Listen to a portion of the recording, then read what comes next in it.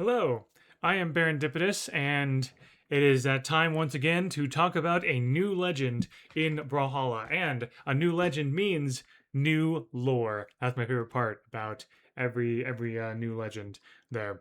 And I might be one of the very few people in the community who care about that. Or at least like that the thing I'm most excited about. But if you're watching this, yeah, that's probably you a little bit as well. So let's get into this, shall we? We have Qinghua and Baobao. This is an adorable legend. I guess pair of legends. Very which I just love this design. I'm going to talk a bit about it. First, I'm going to read through all of the lore like I usually do, and then I'm going to talk about what I've noticed based in the lore, like and what the context of all of it might be, and things like that. So here we go. Qinghua and Baobao, the Voyager and the Void. Adults measure between 3 to 5 gigameters long, so it's important to know the correct response if you encounter a void spawn. Remain calm, make yourself big by raising your arms, think happy thoughts. This will ensure your imminent dematerialization is less painful. Starfield Guide to Interplanetary Entities. Aw, who's my good little space monster? Qinghua to Baobao. As the story goes, Children who grow up on the moons of Nephrite 33b do so with a healthy fear of the elusive moon-devouring void spawn. Protocol dictated that rising Star Scout Qinghua should have reported the orphaned larval spawn she found, so it could be ejected into the farthest corner of the universe to be terminated. Instead, she named it Baobao. Boundless enthusiasm and a high proficiency with quasi-stellar battle arts made Qinghua a world-class space voyager even before she befriended a threat-level galactic beast. Together, they grew, and once she was old enough to travel off-moon, the duo set out to search the galaxy for Baobao's family. Rumors of sightings led them gallivanting across its constellations to the endless wastes where Qinghua learned to surf the nebulous storms on her Sunseeker. Following half-eaten moons into restricted Zaktari airspace, Baobao harnessed her inner oblivion theory and devoured the forces of Governor Tyrant Gortax to secure their escape. Chasing tracks, they were the first to traverse the treacherous rings of Nova 5's frozen star. One trail ended with them becoming heralds of the Jade Moon after unlocking the mystery of the celestial puzzle. Qinghua uses it to play warp fetch with Baobao. Roaming the heavens came naturally to Qinghua, but Wormgate navigation can be a nightmare on the best of solar cycles, and a missed interstellar exit sent the pair flying from a light-speed overpass to a nearby Bifrost bridge. Tales of their exploits spread quickly as Qinghua and Baobao showed they had the stuff of champions. Together, they were ushered into Valhalla's great halls, and they dazzled the crowds with their teamwork. In between seasons, Qinghua plans wormhole road trips with the help of Artemis.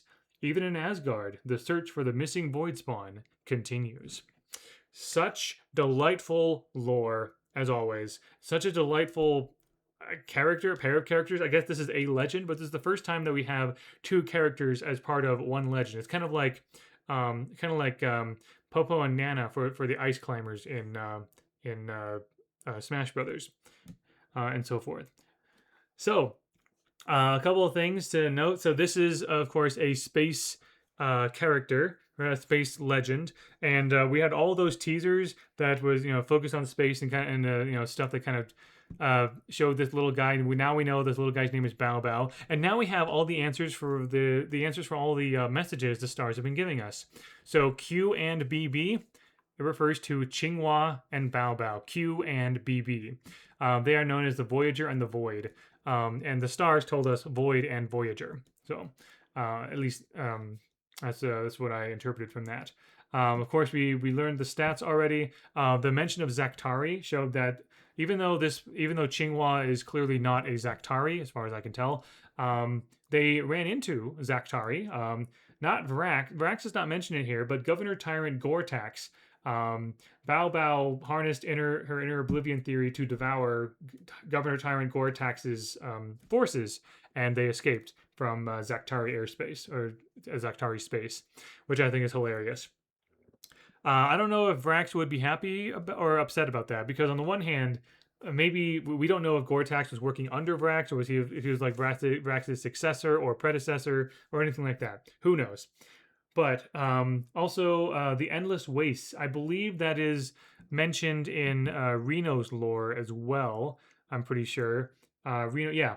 Some say Reno had been raised by wild Orcarians in the Endless Wastes. So, we're dealing with the same space here, which makes sense. I think that's really cool. Kind of a little callback there.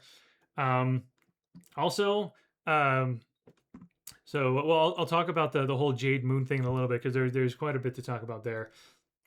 But Qinghua and Baobao did not die to get to Valhalla. This is another case of someone kind of like stumbling into Valhalla, which is really cool.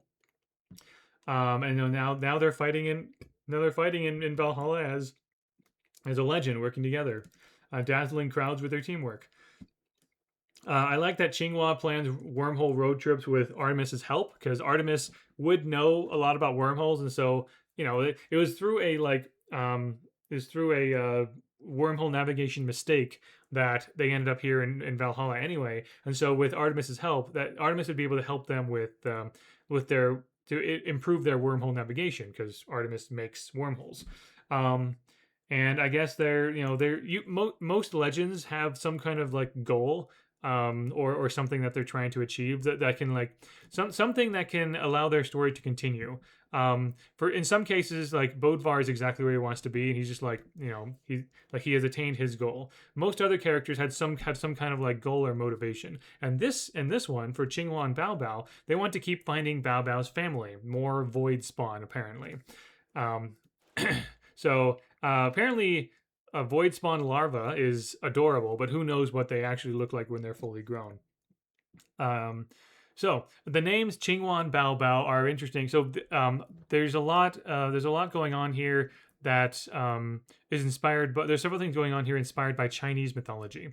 And I'm not an expert on Chinese mythology or culture, so if I get something wrong, forgive me. I did try to look up several different good sources for each of the points I'm going to make here. So if I get something wrong, please tell me. I'm happy to acknowledge my mistakes. But from what I understand, Qinghua in Chinese means something kind of like blue flower, green flower, something like that. Qinghua, and I think that's how you say it, Qinghua.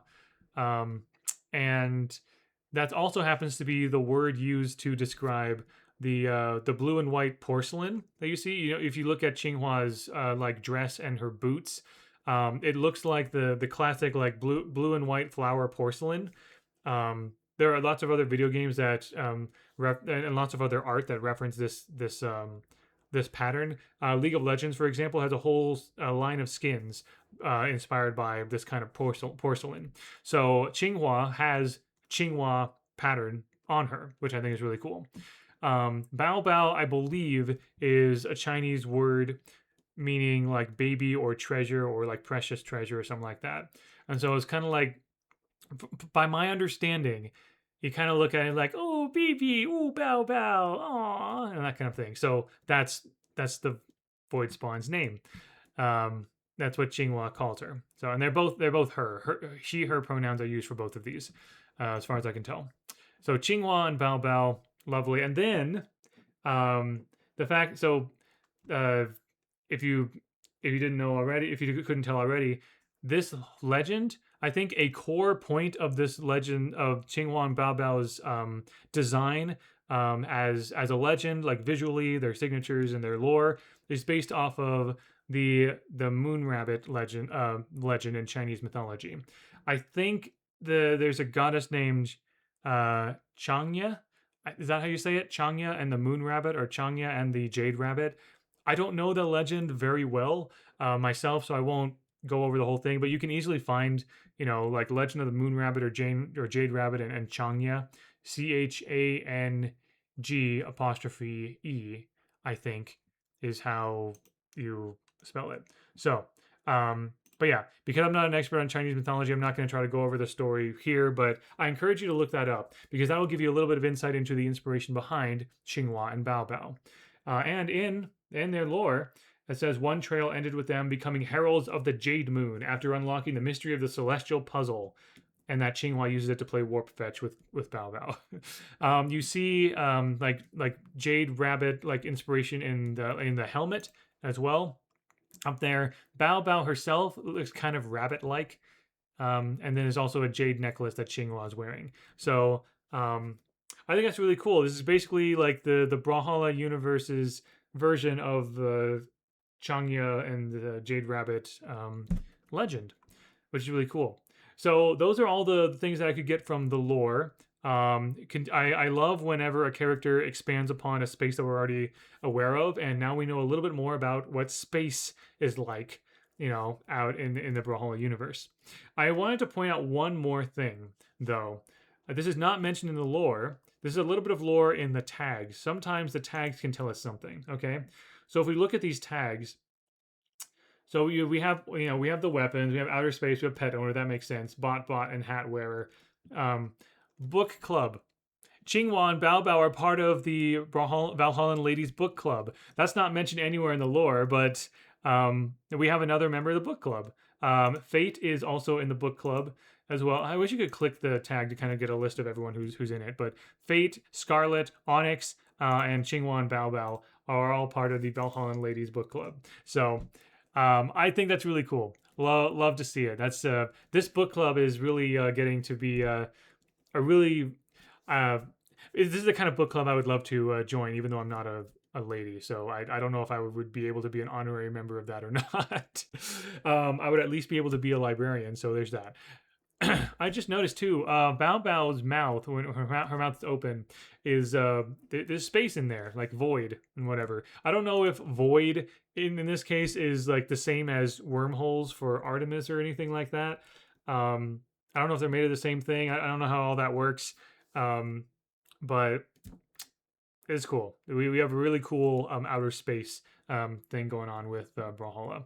So there we go. I'm very excited to try this new legend. I love the weapons. I love the delightful, beautiful lore. I love all the tie-in. Like I, without all the jade moon rabbit stuff, this would be like another sort of like this would be like a otherwise general sort of generic like space explorer person or space scout with like a void spawn as a companion or something.